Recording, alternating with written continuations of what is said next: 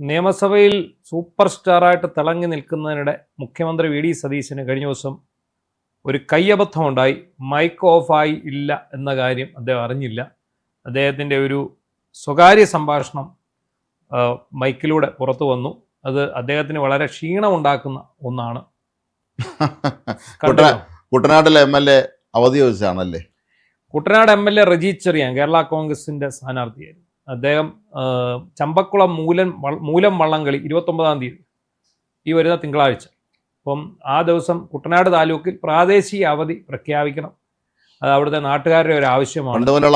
അദ്ദേഹം പറഞ്ഞത് ഒരുപാട് കാലമായിട്ടുള്ള ആവശ്യമാണ്. അതിന് വേണ്ട ഒരു നടപടി സ്വീകരിക്കണം എന്നാണ് അദ്ദേഹം ആവശ്യപ്പെട്ടത്. അദ്ദേഹം അത് ആവശ്യപ്പെട്ടതിന് പിന്നാലെ മുഖ്യമന്ത്രി ഇതിന് മറുപടി പറയാൻ എണീറ്റു. എങ്ങനെയൊക്കെയാണ് പ്രാദേശിക അവധി പ്രഖ്യാപിക്കുന്നതിനെക്കുറിച്ച് അദ്ദേഹം ഒരു ചെറു വിവരണം കൊടുത്തു. അതിനുശേഷം കളക്ടർമാർക്ക് മുൻകൂട്ടി പ്രഖ്യാപിക്കാവുന്ന അവധികൾ എന്തൊക്കെയാണെന്നുള്ളതിനെക്കുറിച്ചൊക്കെ പറഞ്ഞു. എന്നിട്ട് ഇത് സർക്കാർ പരിശോധിക്കാമെന്നേ പറഞ്ഞുള്ളൂ, കൊടുക്കാമെന്ന് പറഞ്ഞിട്ടില്ല. പരിശോധിക്കാം എന്ന് പറഞ്ഞതിന് ശേഷം അദ്ദേഹം ഇരുന്നിട്ട് തൊട്ടടുത്ത കസേരയിലുണ്ടായിരുന്ന കുഞ്ഞാലിക്കുട്ടിയോട് ഒരു കാരണവശാലും കൊടുക്കില്ല എന്ന് പറഞ്ഞു. ഒരു കാരണവശാലും കൊടുക്കില്ല എന്ന് പറയുന്നത് ഈ മൈക്രോഫോൺ പിടിച്ചെടുത്തു. അവിടെയാണ് പ്രശ്നം ഉള്ളതുകൊണ്ട് വളരെ ഈസിയാണ്. അപ്പൊ കുഴപ്പം എന്താണെന്ന് ചോദിച്ചാൽ, നമുക്ക് ഈ നിയമസഭാ സാമാജികർക്കെല്ലാം അബദ്ധം പറ്റുന്നുണ്ട്. ഒരുപാട് പേർക്ക് അബദ്ധം വരുന്നുണ്ട്. പണ്ട് ഏതോ നിയമസഭയിൽ ഇരുന്ന് ഒരു ബ്ലൂ ഫിലിം കണ്ടില്ലേ? കേരളത്തിലല്ല, കർണാടകത്തിലോ ആന്ധ്രയിലോ എവിടെയോ ഒരാള് ഈ ഇത് നടക്കുന്ന സമയത്ത് നിയമസഭാ സമ്മേളനം ബ്ലൂ ഫിലിം കണ്ടോണ്ടിരുന്നത്. അങ്ങനെ ഉള്ള പ്രശ്നങ്ങൾ ഉണ്ടായിട്ടുണ്ട്. നമ്മുടെ ഇപ്പോൾ കേരളത്തിലെ നിയമസഭയിൽ കഴിഞ്ഞ സർക്കാരിൻ്റെ കാലത്തും കഴിഞ്ഞ നിയമസഭയിലും ഇതുപോലെ പലർക്കും മൈക്ക് ഓഫ് ചെയ്യാതെ ഇവർ രഹസ്യം പറഞ്ഞു. കുശലം പറഞ്ഞതെല്ലാം നാട്ടുകാർ മൊത്തം കേട്ടു. നാട്ടുകാർ മൊത്തം എന്നല്ല, നമ്മൾ മുമ്പ് പറഞ്ഞ പോലെ സഭാ TV ഉള്ളതുകൊണ്ട് ലോകം മുഴുവൻ കേട്ടു.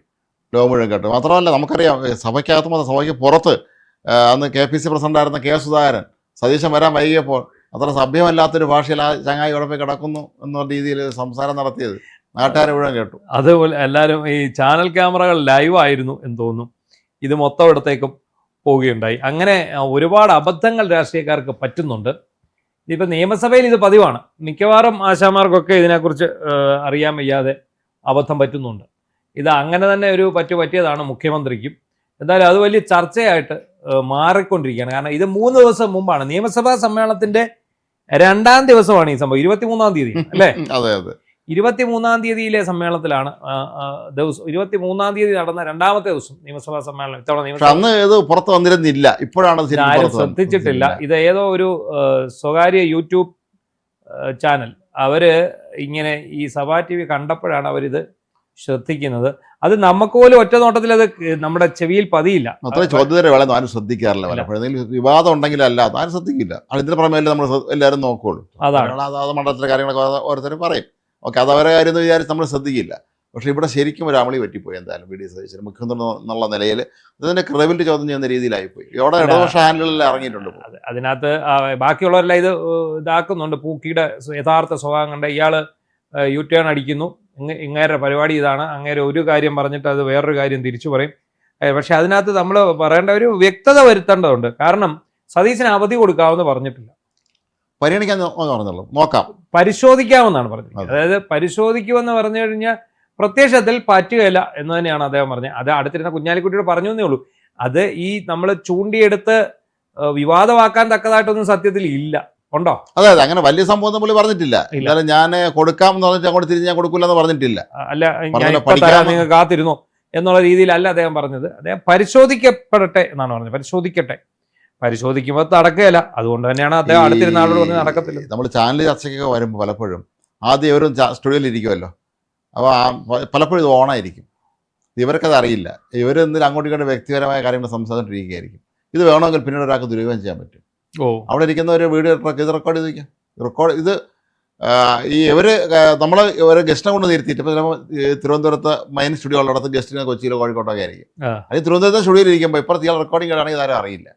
അപ്പോൾ ഈ സംഗതി ദുരുദ്ദേശത്തോടെ അവിടെ ഇരിക്കുന്ന സ്റ്റുഡിയോയിൽ ഇരിക്കുന്ന ഒരാൾ മനസ്സിൽ വെച്ചാൽ ഇവരെ പറ്റിക്കാൻ പറ്റും. പിന്നെ ഈ വ്യത്യസ്ത രാഷ്ട്രീയ കക്ഷികളിൽപ്പെട്ടവർ വന്നിരുന്നുണ്ട്, അങ്ങോട്ടും ഇങ്ങോട്ടും അവരെ സൗഹൃദം പങ്കുവയ്ക്കുന്നത് അവർ സ്വകാര്യം പറയുന്നതൊക്കെ ചിലപ്പോൾ ഇതിൽ അവർക്ക് പ്രതീക്ഷിക്കില്ല ഇത് റെക്കോർഡ് ചെയ്യപ്പെടുകയാണെന്നുള്ളത് ചിലപ്പോൾ. അത് മിക്കവാറും കാണാറുള്ള എനിക്ക് തോന്നുന്നു പ്രതിപക്ഷ ബെഞ്ചിൽ ഇരിക്കുന്ന ഒരു ഭരണപക്ഷ ബെഞ്ച് വന്ന് സംസാരിക്കുന്ന കാണാറുണ്ട്.